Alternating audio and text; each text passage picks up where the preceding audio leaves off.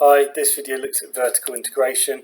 So we're now looking at the different types of growth, and this one we're going to look at backward and forward vertical integration. So to understand vertical integration, it's really important that you understand the term the supply chain. Okay, so most businesses will have a supply chain that looks something like this. It's related to the primary, secondary and tertiary sectors, which you probably know about. But let's just say we are producing a business studies textbook. So our raw materials for the business studies textbook are the trees that we are going to be using to make the paper.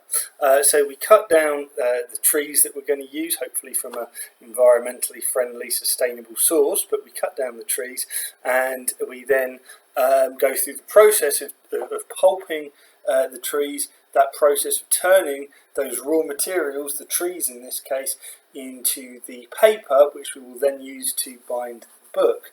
Obviously as well, we're going to need to print the ink on the pages using the type that's been set out on the computer by the publisher. But we create a book from the raw materials, and then that's sent off to the retailer who sells it to the final consumer. So to understand vertical integration, you need to understand the supply chain, and you can apply that to most goods that you can buy. Most sofas, desks, etc., all go through this process of finding raw materials, manufacturing them, distributing them, and then selling them to a consumer. So vertical integration occurs when an organisation grows through integrating their supply chain. Well, what do I mean by that? So let's just take the example of, let's just say I'm a car manufacturer, I'm VW or Fiat or any car manufacturer. I may decide that I want to grow my business through buying my suppliers, my part suppliers. Okay, I'm the car manufacturer, but maybe I'm buying my exhaust pipe from someone, maybe I'm buying different components of the engine, okay? And I want to grow my business by buying that part supplier, or even by going into the mining of raw materials. Okay, I use the different metals, the different rubber, etc., to produce the final good. I might decide that I want to go into actually getting those raw materials, and vertical integration occurs when I grow my business by actually buying my part suppliers. So I make them part of my business. And when we're working up through, backwards through the supply chain like this, it's known as backward vertical integration. I'm buying the people before me, who come before me, when I'm making my product. However, I might also decide that I want to grow my business by getting a bit closer to the final consumer, by maybe buying the car dealership, the retailer who sells my car to the final consumer. Or even after that, customers need to get their business serviced. So I might engage in forward vertical integration, where I buy the companies that are later in the supply chain. But the point is, I'm expanding my business. I'm growing my business not by buying other car manufacturers, but by actually integrating my supply chain. And that's vertical integration. And you can go backwards up the supply chain, or forwards down the supply chain towards the final consumer. So what are the advantages and disadvantages of growing my business in this way?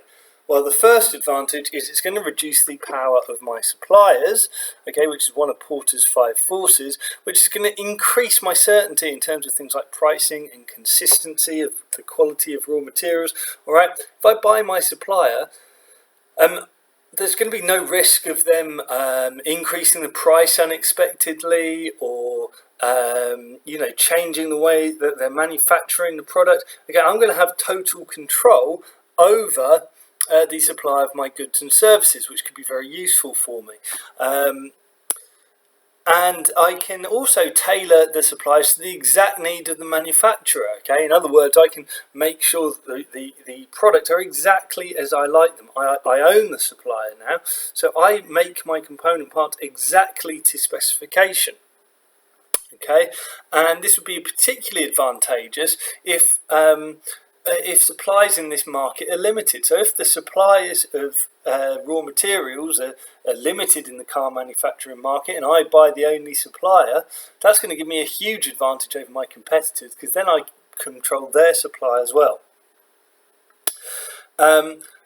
So that's all about buying my suppliers. If I go for forward vertical integration, well, if I buy the car dealership, all right, the car dealership buys in bulk off me. I need to give them some sort of discount, okay.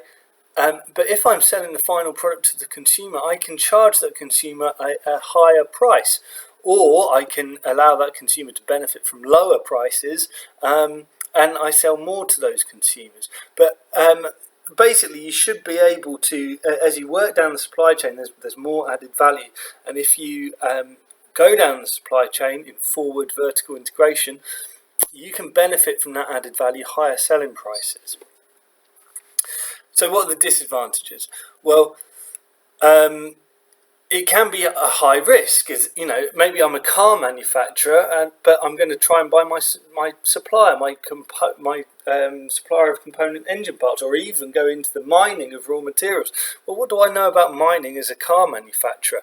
Am I actually any good at mining? Am I going to be able to run that business as well as it was run before? There's a risk that I won't, because this isn't my core competence.